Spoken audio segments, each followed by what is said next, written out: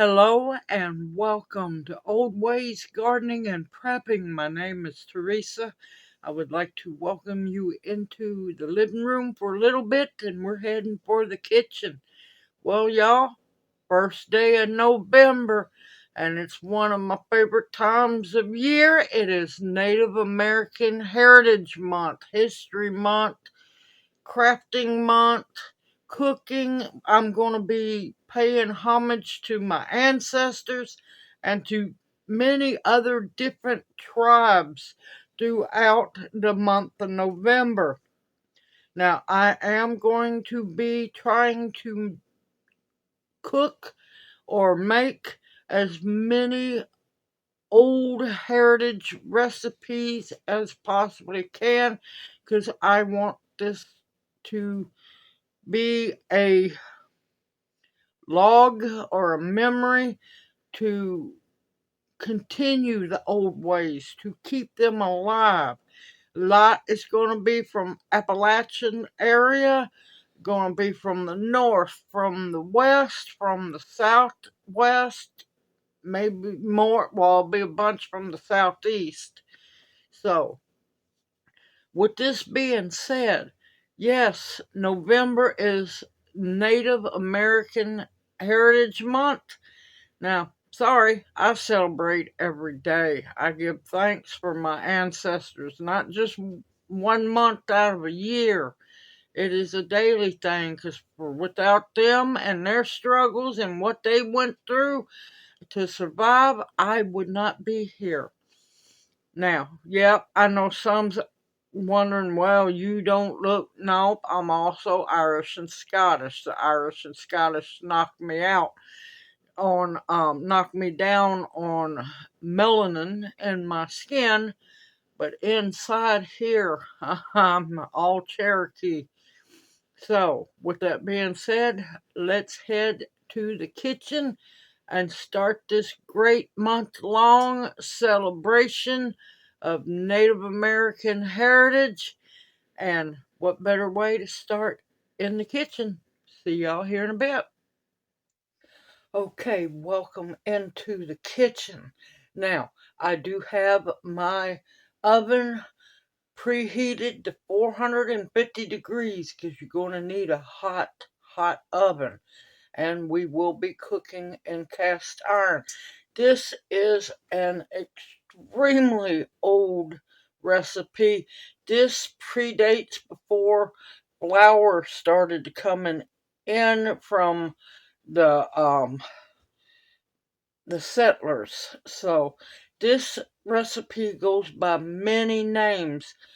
Beginning is Indian pone, corn pone, Indian bread, Indian meal, many different names. Now this recipe I was blessed to get handed down from, it was around, it first was published around 1815. So now this is like a cornbread, but it is corn pone. It's not going to be, it's going to be more dense. It's not going to be light and fluffy like cornbread. It's going to be dense. It's going to be hearty because back then you had to make what you had stretch. So with that being said, let's get busy cooking this wonderful recipe. Okay, first off, I have a pot of pinto beans cooking. They have been cooking for a while now. Hold on, let me get rid of this lid. Now, this is going to be basically a one-pan meal. Now, I do have venison backstrap I cooked in with the pinto beans. And I want to break up. It ain't going to be hard because it's falling apart. The venison backstrap. Now you want some juice, but not a whole lot of juice. And you don't want the bay leaf. Now, if you cook your own pinto beans, season them the way you like them. The recipe basically only called for salt and pepper. Because back then, a lot of times, food was very plain. Because spices and stuff was extremely expensive.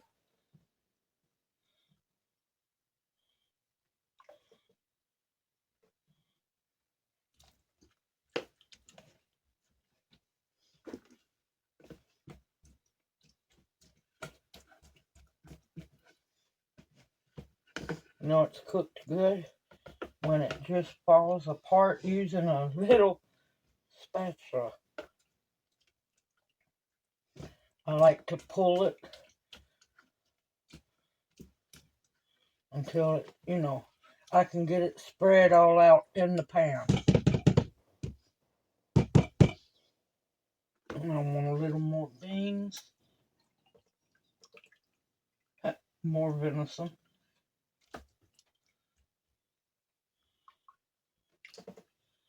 And I just cooked a pound bag.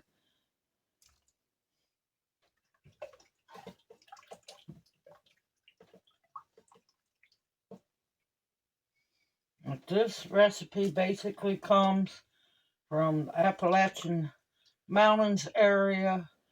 Cherokee cooked this. Many of your eastern tribes did. Now, like I said, cook your beans the way you want to.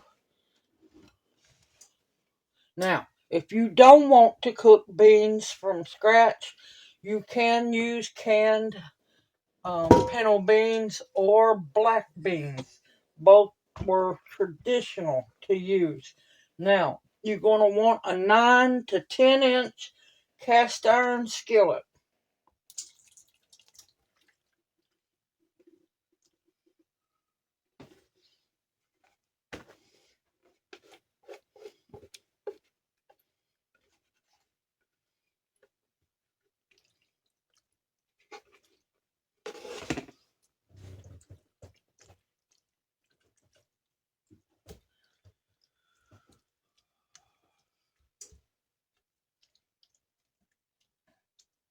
And since I had a little bit of venison back strap left over from last year, I wanted to make sure to try to make this as traditional as possible.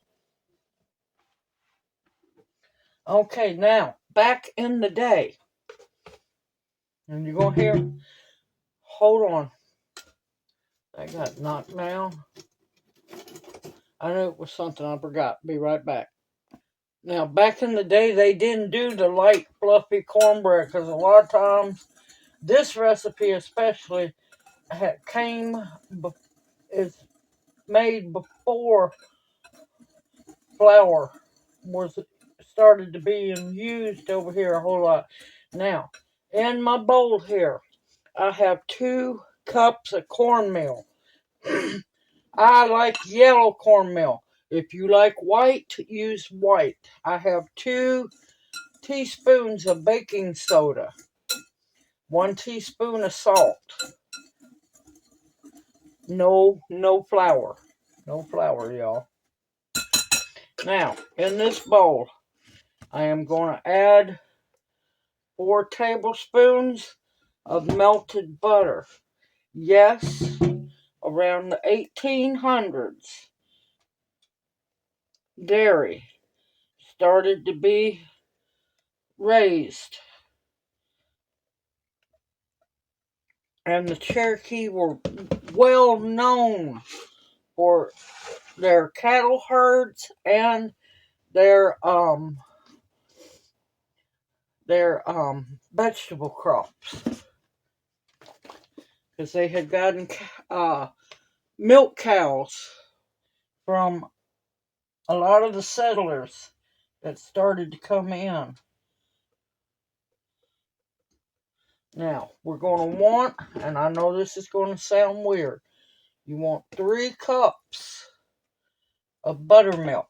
Now, you can use store-bought, or you can use homemade. Homemade buttermilk. It's just milk and vinegar, y'all.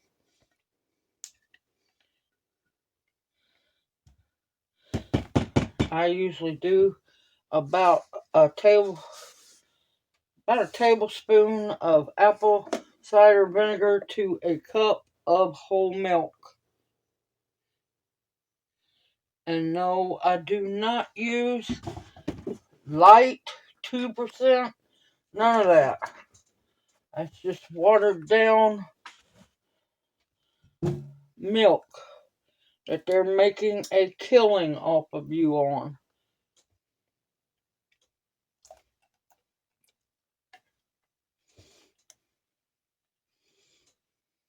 What buttermilk smells good. Alright, 3 cups of buttermilk, 4 tablespoons of melted butter. To that, we're going to add 2 eggs. Now, yes, some Cherokee did have chickens by then. And if they didn't have chickens, they were well known to use wild bird eggs. Yes, you can eat wild bird eggs. And try not to make a mess.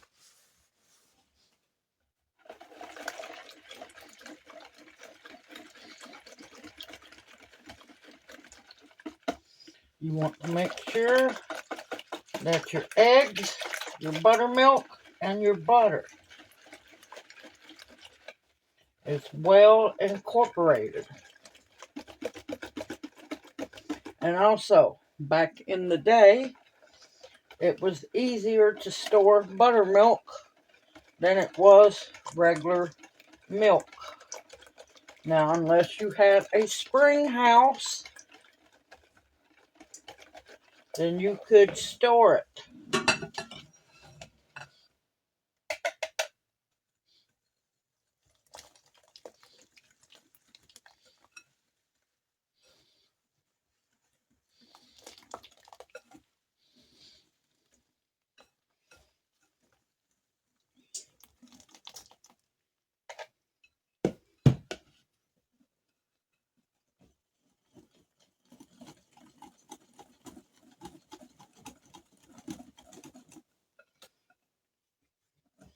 Yes, you want a batter.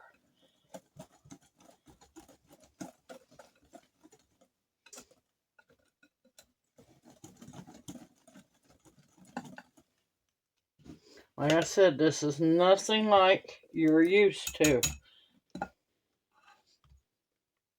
But this was the original cornbread. Corn pone.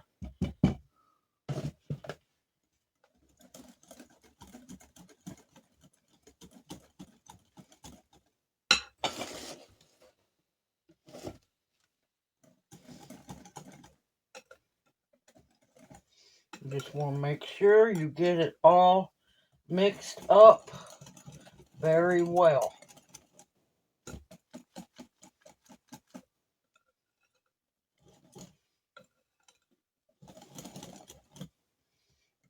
I don't think I'm going to get all of this into the pan, but that's okay. I got other skillets I will pour it into.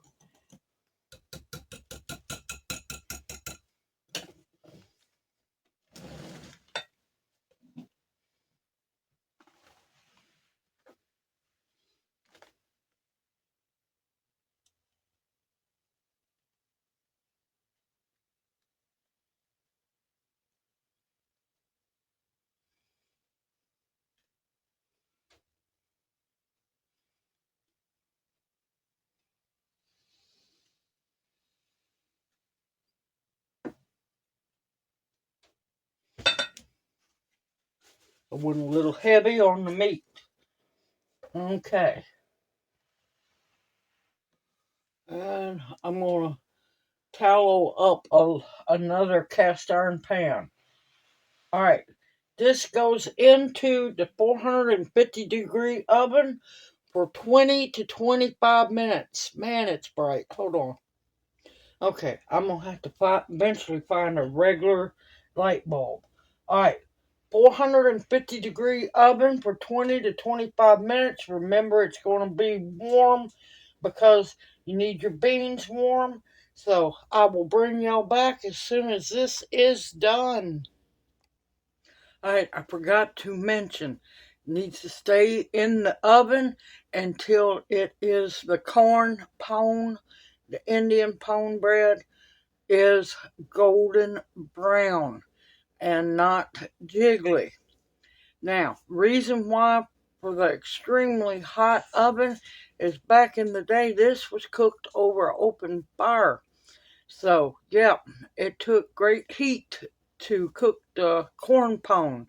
And I'm looking forward to a old-fashioned dinner. Everyone, see you when it's done.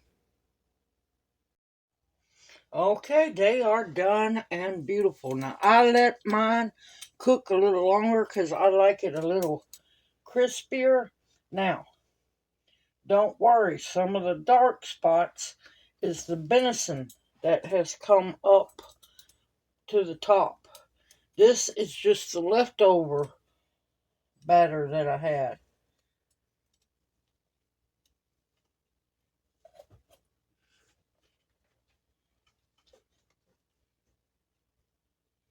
Oh, that looks good, y'all. Oh, it is cooked so pretty. And this, of course, is ungodly hot.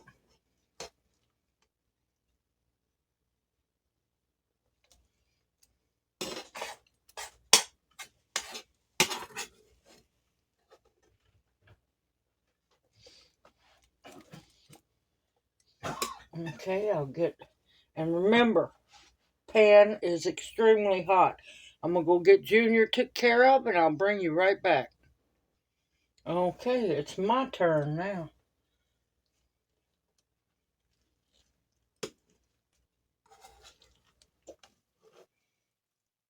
Cooked absolutely beautifully.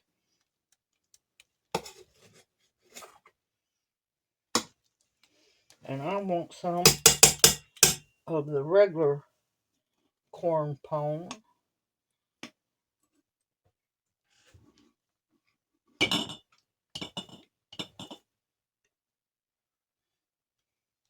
Look at how pretty that is. Cooked beautifully. Now, I ain't gonna lie to you. I'm gonna let it cool for a while, and I'll bring y'all back so I can actually taste it without being burnt alive. I'll see you back here in a bit.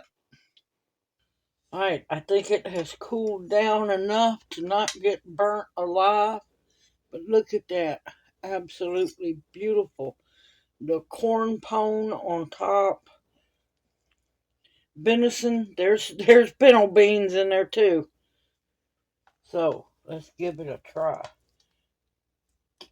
Now, at the 20-minute mark for my oven, it was golden brown.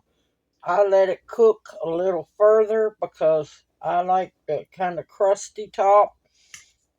No, it's not burnt.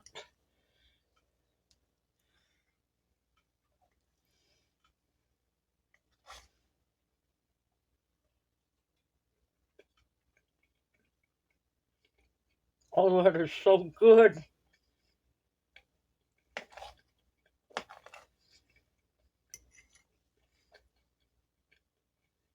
Mmm.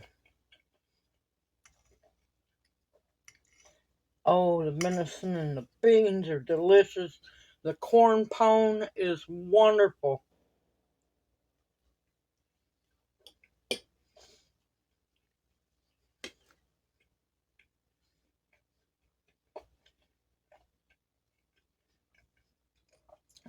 Want to try the pone by itself, the corn pone by itself?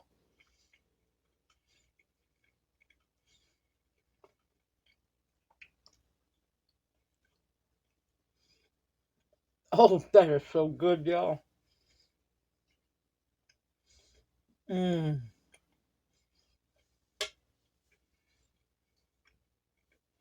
Oh, that's good.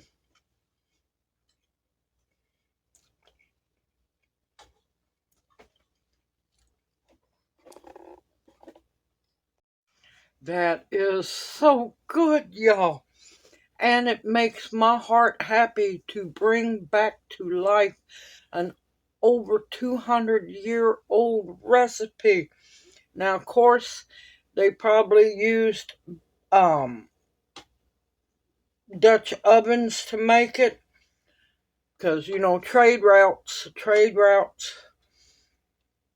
But I know this recipe is linked back to a Cherokee family, and this was one of their favorite meals. And I am proud to bring this 200 over 220-year, or no telling how old, but I know at least 200-year-old recipe back to life and bring back the old ways. Simple, easy, homemade. And like I said, absolutely delicious. Now, the corn pone is more dense than cornbread, but there's nothing wrong with that flavor. That corn comes up and gets you. And like I said, your beans and venison, you can use any meat you want or leave it meatless. But you need the pinto beans if you want to keep it traditional, either pinto beans or black beans. But simple, easy, homemade, and absolutely delicious. I love this recipe, and I hope you will try it out as well. Everyone, stay safe, stay sound, continue to stock up your pantry with foods that will nourish and heal you. I didn't buy nothing special. I already had this in stock. Medicinals that will heal you, protection of all kinds, and above all else, the bare essentials to survive on. I look forward to seeing you in my next video. Now, the next Native American video will be on Monday. I got another video to post on Sunday. So, we will be doing Native American Heritage Month all of November. Everyone, take care. May you each be blessed. Hoot, hoot. Mwah. Love y'all. See you soon, and y'all take care.